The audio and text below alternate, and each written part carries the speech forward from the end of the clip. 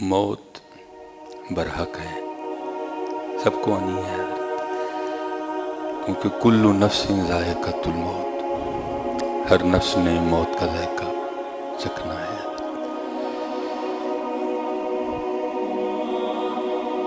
لکھا ہے کہ جب حضرت جنید بغدادی رحمۃ اللہ تعالی علیہ پر نزا کی کیفیت طاری ہوئی نا، اور کیونکہ حضرت جنید کوئی چھوٹے شیخ نہیں ہے، آپ تو شیخ و شیوخ ہیں۔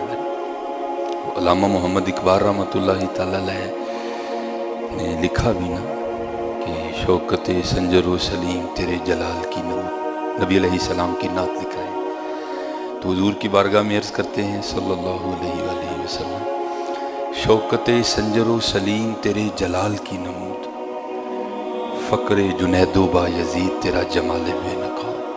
بہت بڑے شیخ ہیں، اور آپ حضرت سری سقطی رحمۃ اللہ تعالی علیہ کے مرید تھے۔ تصوف کی کتابیں بھری پڑی ہیں حضرت کے حوال سے، اتنے باعمل بزرگ تھے، اور نبی کریم علیہ السلام کی سنت پر بڑی سختی سے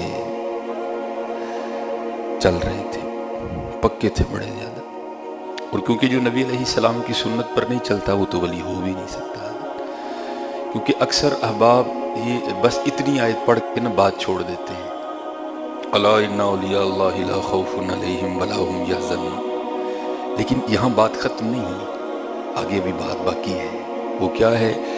الذین آمنوا وکانوا یتقون، وہ لوگ جو ایمان لائے اور جو اللہ سے ڈرتے ہیں، یہ نہیں کہ جو نہیں۔ اس لیے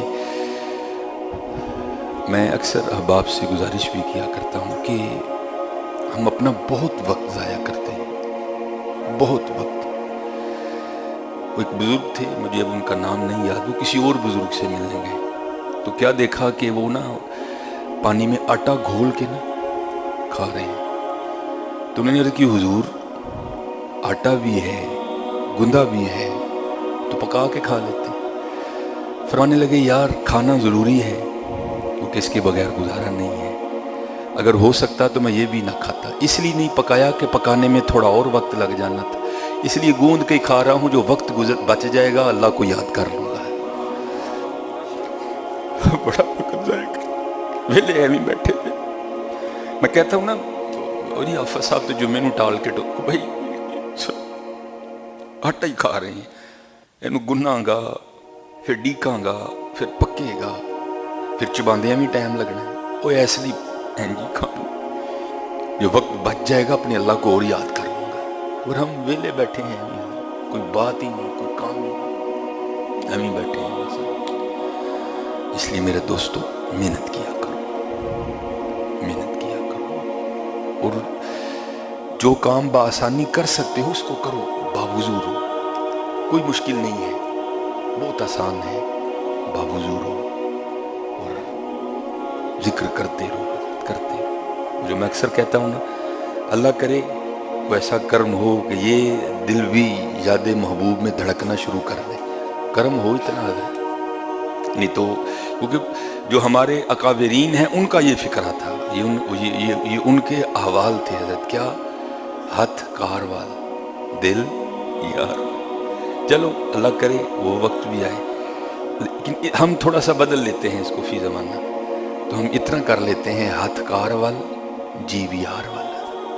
ہاں کرو، بہت حضرت گھاٹے میں، بہت گھاٹے میں۔ آپ کبھی کتابیں اٹھا کے مطالعہ کریں، ہم بہت گھاٹے میں، باوضو رہو، درود پاک، اللہ پاک کا ذکر کرتے رہا کرو۔ یہ مولانا روم نے مثال بیان کی نا، آپ فرماتے ہیں وہ بکریاں چر رہی تھی، یہ اجتماعیت میں یہ بڑی طاقت ہوتی ہے حضرت، بندہ تب بھی مارا جاتا ہے جب بندہ اکیلا ہو جاتا ہے۔ میاں صاحب نے فرمایا تھا جیڑی بکری اجڑو وچھڑے، نکھڑنا اور وچھڑنا دونوں بڑے جدا معنی ہیں دونوں۔ جیڑی بکری اجڑوں بچھڑے او بگیاڑاں جوگی، چھڈو نہ اجڑ نہیں تو بگیاڑ لے جائے گا۔ وہ مولانا روم کہتے ہیں وہ بکریاں نہ چر رہی تھی، اتنی زیادہ بکریاں تھی، بھیڑیا بھی ڈر رہا تھا، یار اے نہ ہوئے رل پی جانا، ریڈے چنجاں والے سنگ نے مار چھڑنی ہے میں۔ وہ ابھی انتظار میں تھا کہ کوئی بکری خطا کرے اور وہ اجتماعیت کو چھوڑے، نکلے جماعت میں سے، میں پھر اس کو پکڑ لوں۔ وہ ایک نے غلطی کر لی ہے، نکلی بس تو بھیڑیا پڑ گیا پیچھے۔ اب تھی وہ بھی دانا، اس نے کہا غلطی تو کر گئی ہوں لیکن اب بزدلانہ موت نہیں مرنا، مروں گی میں بھی اب لڑ کے، بھاگوں گی، دیکھتی ہوں کتنا بھاگتی ہوں۔ اس نے دوڑ لگا دی، بھیڑیے نے بھی پیچھے دوڑ لگا دی۔ بکری زیادہ دیر نہیں دوڑ سکتی، سانس چڑھ جاتا ہے، تھک جاتی ہے۔ بھیڑیا دل میں کہہ رہا ہے ناسا تو کنا کا نسیں گی ہونی، تو آف کے کھلو جانا ہے۔ مولانا روم فرماتے ہیں بھاگتے بھاگتے نا آگے دلدل آ گئی۔ اب دو تھے، یا تو بریک کر جو اور بھیڑیے کے ہاتھوں ماری جاؤ، یا لگاؤ چھلانگ، یا دلدل یا دلدل کراس، دونوں میں سے ایک کام ہو، لیکن بھیڑیے کے ہاتھوں نہیں مرنا۔ اس نے چھلانگ لگائی، چھوٹا جانور تھا، نہیں دلدل کراس ہوئی، دلدل کے بیچ گری جا کے۔ اب بھیڑیا ویسے لالچ کی وجہ سے اندھا ہو چکا تھا، اس کو دلدل نہیں دکھائی دی، اس کو بکری دکھائی دی، بڑا جانور تھا، قد بڑا تھا، اس نے بھی چھلانگ لگائی، لیکن کیا ہوا، وہ بکری سے تھوڑا سا آگے جا کے دلدل میں گرا۔ اب دلدل نا کھینچتی ہے بندے کو آہستہ آہستہ، اب دلدل دونوں کو کھینچ رہی ہے، تو کیا ہوا، بھیڑیا رو رہا ہے لیکن بکری نہیں رو رہی، ہنس رہی ہے۔ اب جب بکری ہنسی نا، بھیڑیے کو بڑا غصہ لگا، اس نے کہا چلیے تو دوئیں مرنڈے دے ہیں، تو کیوں سنڈے ہی؟ انہوں نے کہا اپنے لفظ واپس لائے، دوئیں نہیں مرنڈے، صرف تو مرنڈے ہے، میں نہیں مرنا کوئی۔ اس نے کہا کیوں؟ دلدل تجھے بھی تو کھینچ رہی ہے، مجھے بھی کھینچ رہی ہے۔ اس نے کہا نہیں، تو مرے گا، میں نہیں مروں گی۔ اس نے کہا کیوں؟ اس نے کہا میں مالک والی ہوں، تیرا کوئی مالک نہیں، میں مالک والی ہوں۔ ابھی جب بکریاں چر کے گھر جائیں گی نا تو وہ کاؤنٹنگ کرے گا، جب کم ہوئی نا، میں نہ ہوئی جڑ میں، تو بھی وہ ڈھونڈتا ڈھونڈتا آئے گا اور مجھے نکال کے لے جائے گا، تو مرے گا، میں نہیں مروں گا۔ ہم مالک والے ہیں، ہمارا اللہ ہمارا مالک ہے، ہمارے رسول اللہ علیہ السلام ہمارے آقا و مولا ہیں۔ نہ مالک کا در چھوڑو، وہی مرتا ہے جو مالک کا در چھوڑ دیتا ہے۔ جو مالک کا در نہیں نہ چھوڑتا پھر وہ نہیں مرتا کوئی۔ ہاں، مالک کا در نہ چھوڑو، مالک کا در نہ چھوڑو، پکے ہو جاؤ حضرت، پکے اپنے اللہ سے دعا کیا کرو، اپنے اللہ کو پکڑو اور نماز کی پابندی کرو۔ یا اللہ سانو بچا دے، یا اللہ تھے ایک بھیڑیا نہیں، بھیڑیاں دا ڈھیر لگ گیا ہے، اے اللہ سانو بچا دے، اے اللہ سانو بچا دے۔ دیکھو نا حضرت جی، شیطان کیا کہہ رہا ہے، یہ ہمارے ہونے سے بہت پہلے کی باتیں ہیں۔ اللہ کی بارگاہ میں کیا کہہ رہا ہے، وَلَأُغْوِيَنَّهُمْ أَجْمَعِينَ، یا اللہ حضرت آدم علیہ السلام کی وجہ سے مجھے جنت سے نکال دیا نا، میرے گلے میں توقے لعنت ڈال دیا، نکالا نا مجھے حضرت آدم علیہ السلام کی وجہ سے جنت میں، وَلَأُغْوِيَنَّهُمْ أَجْمَعِينَ، اب اولاد آدم میں سے میں بھی کسی کو جنت میں نہیں جانے دوں گا، اجمعین، وَلَأُغْوِيَنَّهُمْ أَجْمَعِينَ۔ لیکن حضرت آگے خود ہی ہاتھ بھی کھڑے کر گیا، کیا کہتا ہے، إِلَّا عِبَادَكَ مِنْهُمُ الْمُخْلَصِينَ، لیکن یا اللہ جڑے تیرے مخلص بندے نے انہاں تے میرا کوئی زور نہیں چلنا، مخلص ہو جاؤ، مخلص پک مخلص ہو جاؤ۔ پھر وہ پہلے ہاتھ کھڑے کر گئے، جس نے بڑا تلاش کیا لیکن کو ملا نہیں حضرت، اس کو تھا سچا حضرت، تھا مخلص، اس کی طلب سچی تھی حضرت، وہ صرف اللہ کا طالب تھا حضرت۔ چاہ جنت دی نیکو کاران، در دوزخ دا بدکاران، اسی اسیر ہاں تیریاں زلفاں دے، جنت دوزخ کی جانا۔ وہ اللہ کا تھا، وہ خالص تھا، وہ مخلص تھا حضرت۔ اس نے کہا آج کے بعد نہیں بھائی ڈھونڈنا کسی کو، مل ہی کوئی نہیں رہا، آج کے بعد اس طرح کرتے ہیں اپنے اللہ سے ہی اللہ کو مانگیں گے۔ بس حضرت بیٹھ گیا ایک درخت کے نیچے اور پکارنا شروع کیا، اللہ اللہ اللہ اللہ اللہ اللہ اللہ اللہ اللہ اللہ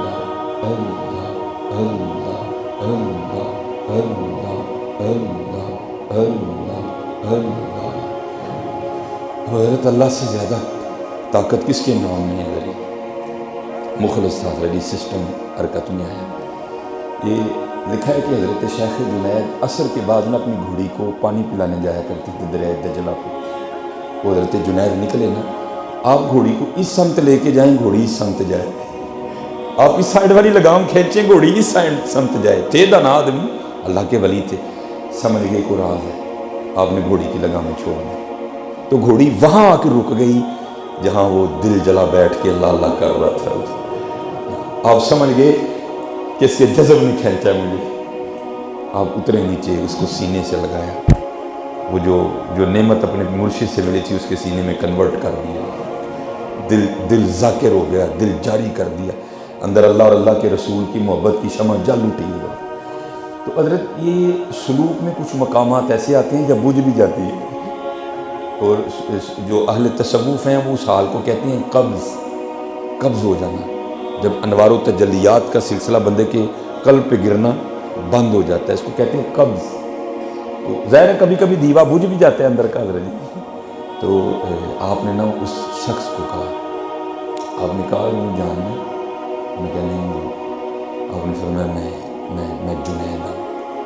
اس نے حضرت کے قدم چومے، واہ بادشاہ، وہ تیرے بوئے آ بیٹھا تے پیر بھی جنید جی عطا کیتے، جدو لبنا سا لبدا کوئی نہیں، تیرے بوئے آ بیٹھا جنید جی پیر دیتے، واہ بھائی واہ، کمال کر چلے،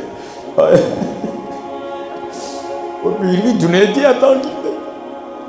تو آپ نے فرمایا بھائی کدی کدی دیوا بجھ بھی جاندہ ہے اندر، میں یہ سادہ آپ کے لیے کر رہا تھا۔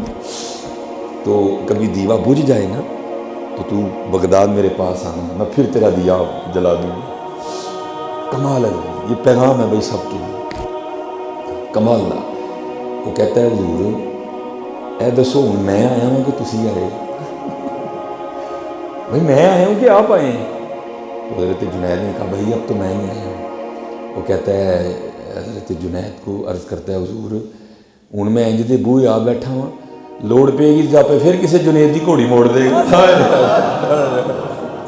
ہاں حضرت جی بہو ہاں مخلص ہو کے، حضرت بہو ہاں حضرت جی کتنے مخلص ہو کے، اے چھڑ دو ہاں گرام بالی اے دو نمبریاں، بہو ہاں مخلص ہو کے، آپ کسی جنید دی گھوڑی موڑ دے گا، بہو ہاں جی قربان جاؤں۔